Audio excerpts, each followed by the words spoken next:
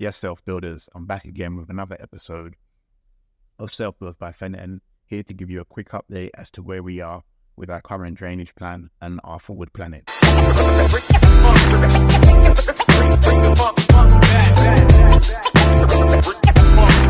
So we're in a position where, if you've been watching the last recent episodes, we're waiting for a response to our final design submitted in communication with Thames Water to close out this drainage phase and get this second version, let's just say, of the build over agreement approved so that we can get on and get the first phase of the project completed. So for those people that are new, I made a little list to help, people get up to speed with where we're at if they can't be bothered to watch every video I posted. So I'll just give you a quick overview. What we're currently doing is doing the drainage phase for building 2 times 3-bedroom properties in East London. And I'm just giving you an overview as to, what we've done and what's coming up. So from a drainage perspective, we've updated the build over agreement to account for missed public sewer on the original drawings. The initial design submitted to Thames Water was rejected due to sewer interference concerns. The architect consulted Thames Water for preferred design modifications. Shout out Dave.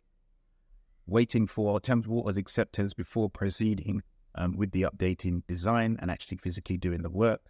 And next step is going to be determining the costs for drainage completion, or the physical completion of the drainage, and getting building control to obviously approve it as well.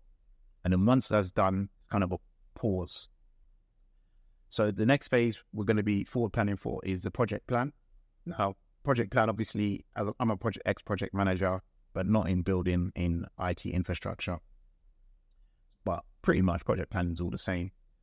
The idea is to get the architect together along with members of the family to kind of work through and produce a plan, an end-to-end plan that gets us from the drainage phase all the way through to the end of the project, to the point of deciding, your exit on the actual project itself.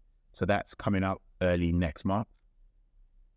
Be a kind of 2-day workshop, but I'm working on the plan myself, so I might make a video to show people how to construct the project plan in MS Project, which has lots of different dependencies, etc., to help people with their basic planning of any project. And it's really straightforward and simple to use. You'll be surprised to know. Next, we're looking at also in the next month is financing options.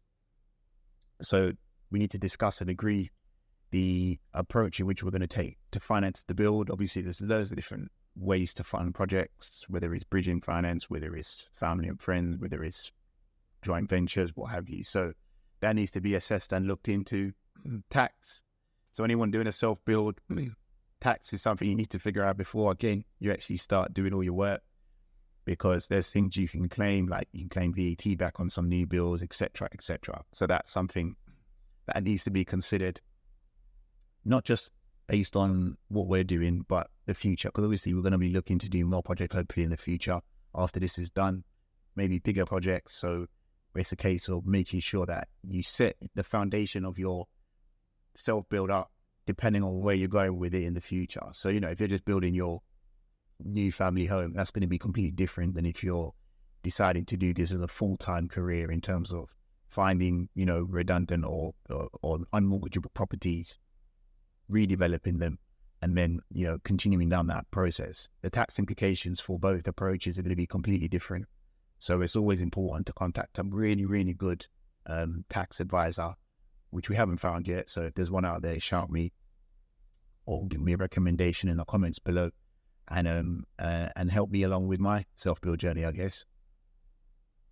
And then what else have we got?